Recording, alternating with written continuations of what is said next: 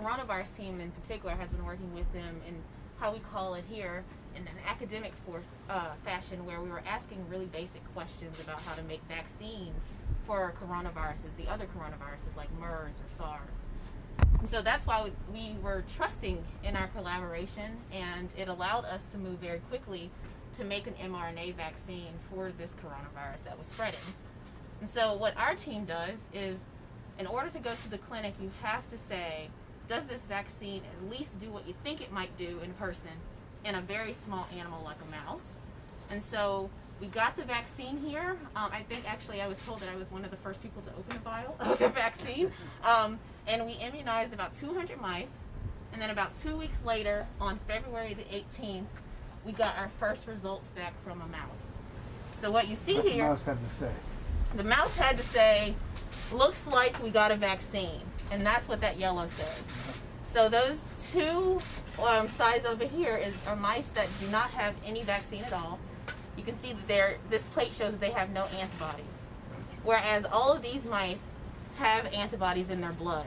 So all you can do is you can put a spot of the antibody or their blood on this plate, and this plate reads how much antibody is there. The brighter the yellow, the better.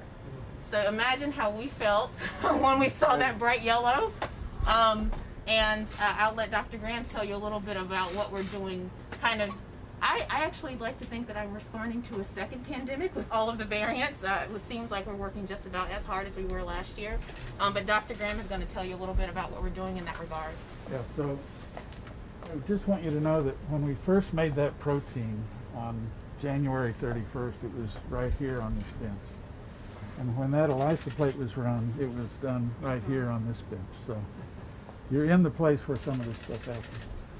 You've heard a lot about these variants, and we're all concerned about them. And I showed you the spike protein. There's other spike proteins on that screen. And they're just representative of where some of these things have come up in the different countries.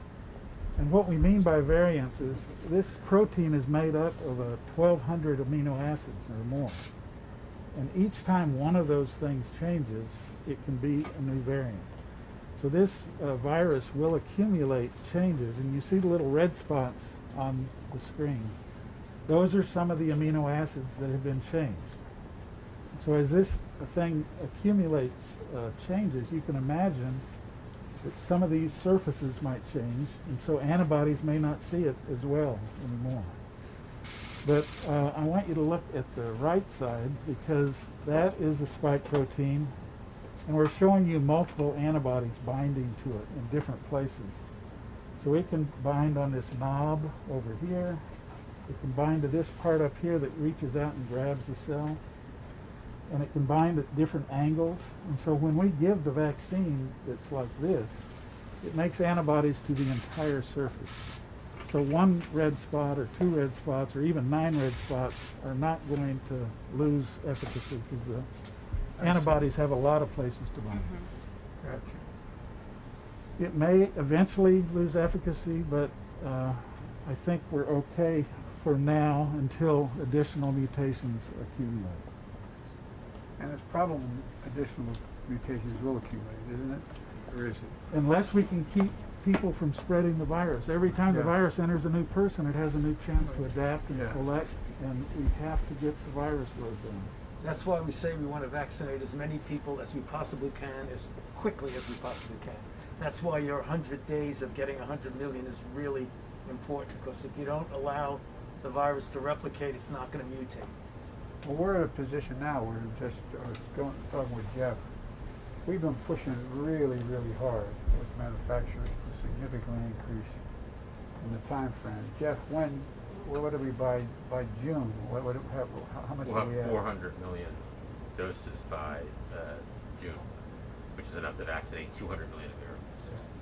And then you ordered another 200 million doses to be delivered this summer. That's the best way to stop mutations. No, I realize that one. And one of the things is that, you know, it's amazing how quickly things change in terms of people's perceptions, mine included. I know just a little tiny bit about this because I worked with that guy on cancer issues for a long while, because he started this cancer institute. Anyway, But what I didn't realize was just how much of the vaccine we were going to have to actually get produced. And it's one thing to have the vaccine, it's another thing to have vaccinators to put it in people's arms. And it's really turned out to be a gigantic logistical issue for us. And I can say, I don't mean as a criticism, just an observation. When we've been in office now 3 years, no, 3 weeks. It just feels like 3 years. Like 3 years. But what happened is that we were led to, if you ever hear anybody talking about transitions between presidents, it's really important. Because we didn't have any access to the transition, as you know, Doc, we talked about it. And so we thought, and we were led to believe, there was a lot more vaccine available than there was. And when I said in the first 100 days, I guaranteed and I promised that we would get 100 million shots in people's arms. Everybody said, oh, you can't do that, it's amazing. Now I'm getting, why can't you get more? Now we're getting a lot more, as we on average. It could be significantly more. But to get to the place where these guys legitimately always ask me is, when will we have enough vaccine to get 300 plus million people? And even though we've increased by close to 600 million promises of the vaccine, we're going to be in a position where it's going to be, it's not going to be by the end of the summer. And so all the Americans who are looking for it, and that's why I keep listening to you talking about when we could theoretically reach enough the saturation of access that we slow down the spread. And so, but this is it's an amazing. And by the way, every department's jumping in. Defense Department over there, they jumped right in like they did with dealing with Ebola before in Africa. They're probably going to have literally over 10,000 vaccinators and picking people up all over. People are coming out of retirement, stepping up. Yep. But it all started here. Hey guys, let's go. How worried are you about the variant? Well, if we talk about the variants, and I'll rather than Joe Biden, the lawyer, explain the variants, I think I understand it. I think it's important that Doc, you talk about the variants and what we're anticipating and what we think the situation is going to be. The 117, that's the UK variant, that we feel the modelers are going to tell us it's going to be dominant by the end of March. The vaccines that we have now look pretty good against being able to prevent infection and certain disease. The South African variant is a little bit more problematic. It diminishes the capability of the vaccines to induce the viruses, the antibodies that would suppress it.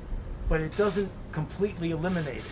And we know that from studies with other vaccines in South Africa where it went down to maybe 50% efficacy, but it was very good in preventing severe disease. In fact, there were no hospitalizations or deaths.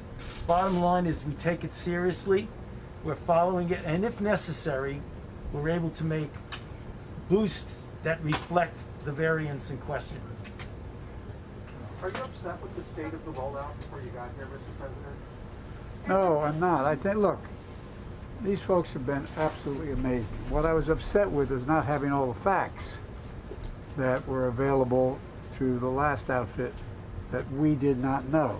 So we were under the distinct impression there was significantly more vaccine available to begin to be distributed, that it was a distribution problem, which it is and was, but that wasn't the main problem. It was having enough, and then getting, there's a big difference, the logistical difference between having a vaccine sent to the States in bulk and refrigerated and having vaccinators with the paraphernalia to put it into a vial and stick it in someone's arm is a very different and logistical problem, difficult problem.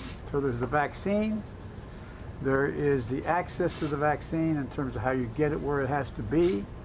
That is a giant logistical issue. We're solving that now. For example, we are, as of, was it today, Jeff, we're making sure that all these federal systems, community health centers. Community health centers that are federally run, we are getting them. What day? Are we getting Starting them? next week. Starting next week. And pharmacies start today. And the pharmacies start today. We thought, by listening, at least my team did, between the time we were elected and the time somebody recognized we were elected, that we thought that was well underway, that the drugstores were beginning, you know, all the places, the Walmarts of the world were ready. But it turned out they weren't, and so it's been a hell of a learning process. But you have done an enormous, every other scientist I've talked to across the board has said the idea that within less than a year